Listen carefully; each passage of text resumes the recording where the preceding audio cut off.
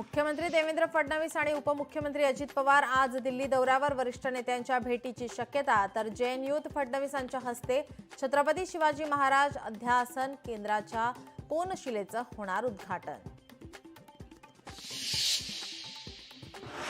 सरसंघचालक मोहन भागवत घेणार मुस्लिम धर्मगुरूंची भेट। दिल्लीतील हरियाणा भवनात आज बैठक। ऑल इंडिया इमाम ऑर्गनायझेशनचे प्रमुख उमर अहमद इलियान्सीसह महत्त्वाचे मुस्लिम धर्मगुरू राहणार उपस्थित, सूत्रांची माहिती।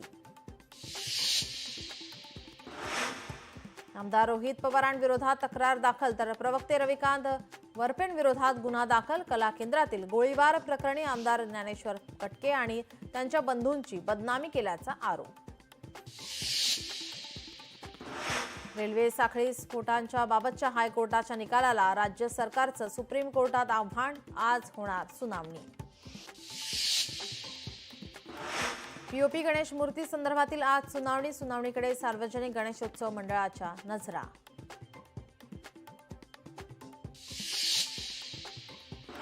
मराठा समाजाचा 10% आरक्षणाचा फैसला हायकोर्टातच होणार। अंतरिम आदेशात हस्तक्षेप करण्यास सुप्रीम कोर्टाचा नकार। उपराष्ट्रपती पदासाठी निवडणुकीची तयारी सुरू। खासदारांचे निर्वाचक गण तयार करण्याची प्रक्रिया सुरू। लवकरच निवडणुकीचं वेळापत्रक होणार जाहीर। निवडणूक आयोगाची अधिकृत माहिती। ज्येष्ठ कायदेतज्ञ उज्ज्वल निकम आज घेणार राज्यसभेत खासदारकीची शपथ। निकम यांची राष्ट्रपतींकडून नामनिर्देशित सदस्य म्हणून राज्यसभेवर नियुक्ती। राज्यात आज पावसाचा जोर वाढणार। कोकणाला रेड अलर्ट, तर मुंबई, ठाणे आणि पालघरला ऑरेंज अलर्ट जारी।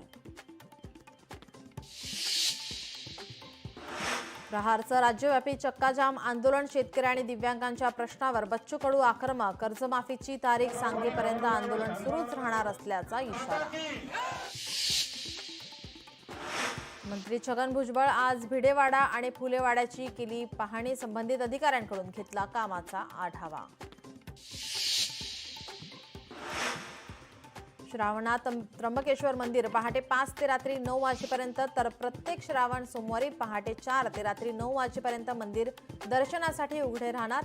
अतिमहत्त्वाच्या व्यक्ती वगळता व्हीआयपी दर्शन राहणार बंद।